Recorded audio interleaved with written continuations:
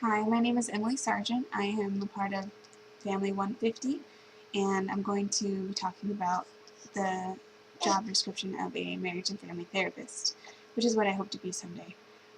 So marriage and family therapy is one of the 5 core mental health professionals, along with psychiatrists, psychologists, social workers, and psychiatric nurses. It's a delicate business to work as a marriage and family therapist. You're volunteering to inject yourself into the middle of a sticky, intimate relationships. Many people you'll see on a daily basis as a marriage and family therapist are experiencing, or have experienced an emotional or mental trauma. You'll spend your days discussing abuse, infidelity, post-traumatic stress disorder, depression, and grief. Needless to say, it's a tough profession. Um, but marriage and family therapists are sane. They're compassionate professionals who help people resolve conflicts as well as manage and overcome mental and emotional disorders. Family counselors should possess solid communication and interpersonal skills.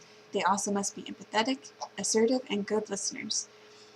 Um, So, a marriage and family therapist can be found almost anywhere that healthcare is delivered or practiced, including a private practice, community health, mental health centers, and patient facilities, um, employee assistance programs, health maintenance organizations, business and consulting companies, schools and Head Start centers, social service agencies, university and research centers, courts and prisons, rural clinics.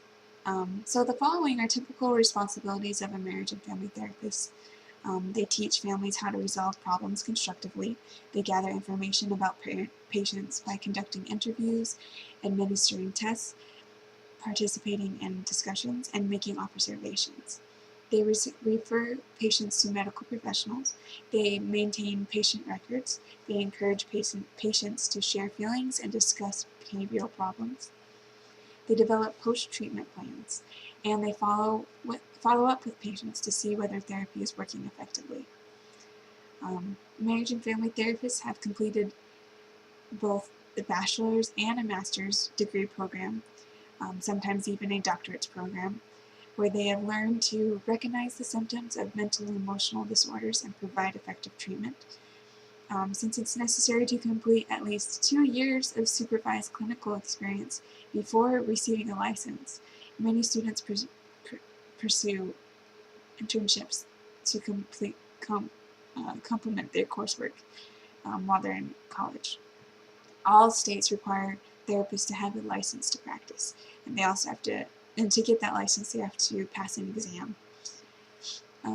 Schooling is very important, but all the training that a program offers won't compensate for the interpersonal skills that a marriage and therapist needs, such as empathy, patience, and flexibility. It's a very difficult profession with a high stress level. Marriage and family therapists need to possess a strong desire to help other people, um, because they need to be able to gain trust, respect, and confidence from others easily. Um, so this profession is definitely something that can't be taken lighthearted. Um,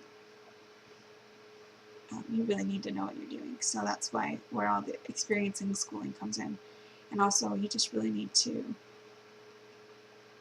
have the right interpersonal skills as well. So that's my description of a marriage and family therapist.